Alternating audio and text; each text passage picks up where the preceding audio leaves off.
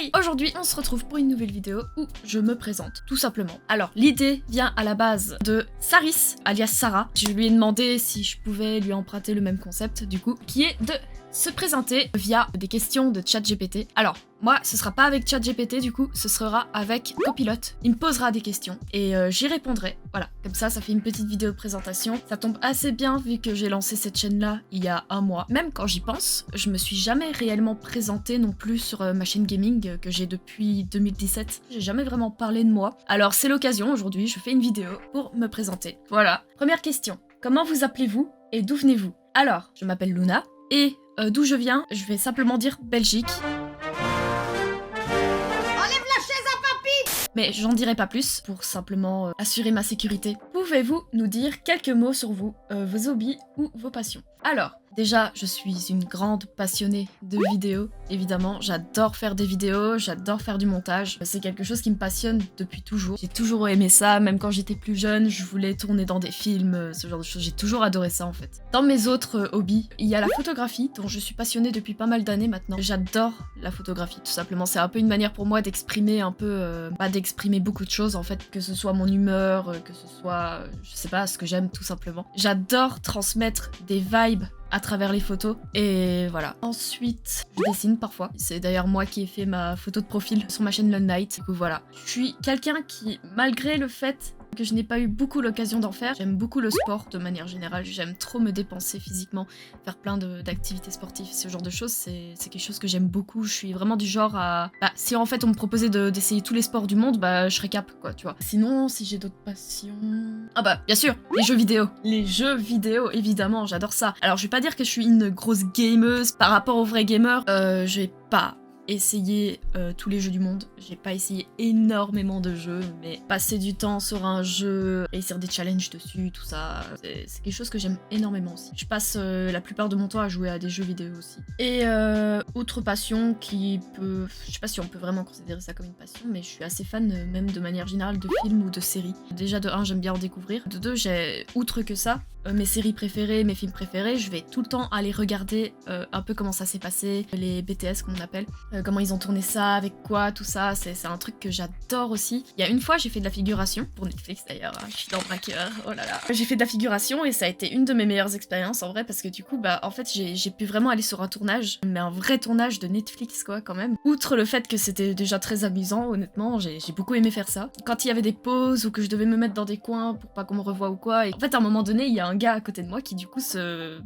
il cadre tout simplement, c'est un des cadreurs et je regardais vraiment tout le matos qu'il avait. En fait j'ai même une petite anecdote pour ça. Il y a une actrice qui était là aussi ce jour-là qui est assez connue apparemment en France et en Belgique. En tout cas il y a tout le monde qui lui posait souvent des petites questions comme ça. Voilà, c'est une actrice quoi. J'étais tellement obnubilée par le matos à côté que je faisais même pas attention. Mais en plus ça a été trop sympa cette actrice, n'empêche, parce qu'elle allait s'asseoir un peu avec tous les figurants, elle discutait avec et tout, quand même très chouette, vraiment. Et j'imagine qu'il y a beaucoup d'acteurs comme ça qui sont un peu sociables. Il y en avait un autre aussi qui avait déjà participé à la saison 1 de Braqueur. Et c'était encore, j'étais dans le même ascenseur, j'étais toujours à côté des acteurs. Je crois que j'en ai même encore une autre d'anecdote où j'étais encore à côté d'un acteur, j'avais même pas capté que c'était un acteur. Attendez, putain, je parle beaucoup là. À un moment donné, on prend l'ascenseur pour remonter dans les bureaux pour, je crois, manger ou se changer, je sais plus trop. Et il y avait un gars derrière moi qui posait un peu des questions de ouais, comment t'es devenu acteur du coup? Et il racontait un peu son histoire et en vrai c'était tout con. Il me semble qu'il n'a jamais fait de théâtre ni rien. Il a passé une audition et il a été pris en fait, et c'est comme ça qu'il a débuté sa carrière d'acteur et je trouve ça trop bien, vraiment. C'est vrai que j'ai appris par après que en général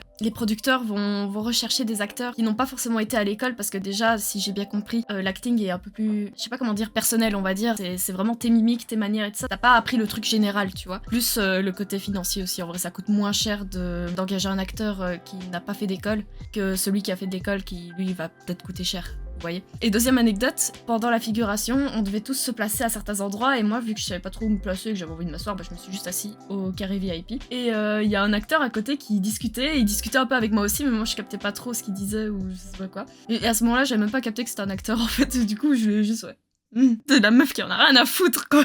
Mais voilà, en tout cas, vraiment je trouve les ambiances de tournage, je trouve ça incroyable et ça a l'air trop passionnant, vraiment. Et c'est pas pour rien que même aujourd'hui, j'ai encore envie de faire ça en vrai. Déjà, j'aime l'acting de manière générale, j'aime le cinéma. Bah, c'est juste trop cool en fait, même si j'y connais pas forcément grand chose. J'adore ça aussi. Donc, je crois que c'est toutes mes passions principales. Voilà.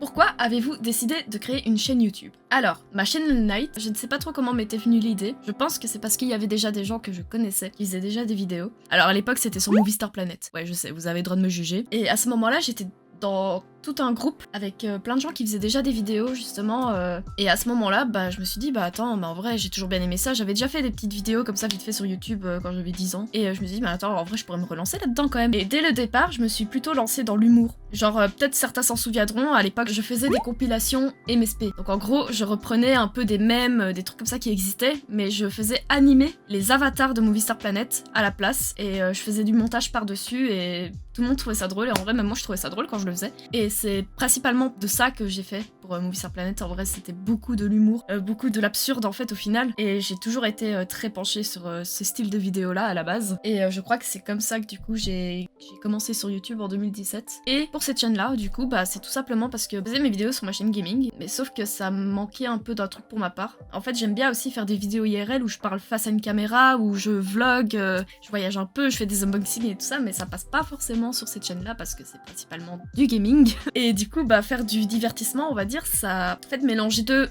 styles de vidéos ça peut foirer un peu pour une chaîne. Sur ma chaîne The Night j'ai toujours fait du gaming et si d'un coup je fais du divertissement bah forcément il y aura moins d'actifs et ça peut être à perte pour YouTube du coup. Qu'est-ce qui vous inspire ou vous motive dans la création de contenu? Déjà j'adore créer, je suis quelqu'un, je sais pas si on peut dire créatif, mais j'aime faire des vidéos comme je l'ai dit et il y a un truc qui me motive de fou, c'est avoir des retours, faire rire les gens et les divertir, j'adore ça vraiment. En vrai je réponds pas forcément toujours aux commentaires, mais sachez que je lis chacun de vos commentaires et que chacun de vos commentaires me font vraiment très plaisir. J'adore divertir les gens, voir que ça les amuse, c'est trop cool, tout simplement j'aime ça. Et je crois que c'est vraiment la seule chose qui me motive réellement. Alors c'est sûr, on va pas se mentir, si un jour je peux en vivre, ce serait génial. Je pourrais vraiment me consacrer que à ça. Et bah c'est un rêve en vrai. Y a-t-il une histoire intéressante ou amusante derrière votre aventure YouTube? Une vraie histoire, je sais pas. Mais j'ai une anecdote. Non, j'en ai deux même. Alors ça va pas vous paraître énorme parce que bah on est habitué aux gros youtubeurs qui ont des anecdotes de fou. Mais on rappelle, je suis une petite youtubeuse, j'ai même pas 8000 abonnés sur mon autre chaîne. Voilà, les anecdotes de fou, ça m'est pas encore arrivé malheureusement. Mais première anecdote, je sais que à l'époque, c'est à la même période où je faisais des compilations Roblox. À cette époque-là, il y a un abonné qui est venu contacter, je sais plus si c'était en commentaire ou par message, et qui m'a dit ouais, j'ai partagé ta vidéo en classe. Ah ouais? Je dis mais avec le prof et tout, genre t'es sûr? Parce que on va pas se mentir, mes vidéos à ce moment-là, enfin même aujourd'hui, c'est pas forcément des vidéos ultra matures. Mais apparemment, j'avais fait rire tout le monde. Le prof avait rigolé aussi. Je sais même pas s'il a dû vraiment comprendre la vidéo du coup, mais cool, trop bien. Donc c'est une première anecdote et j'adore cette anecdote, c'est génial.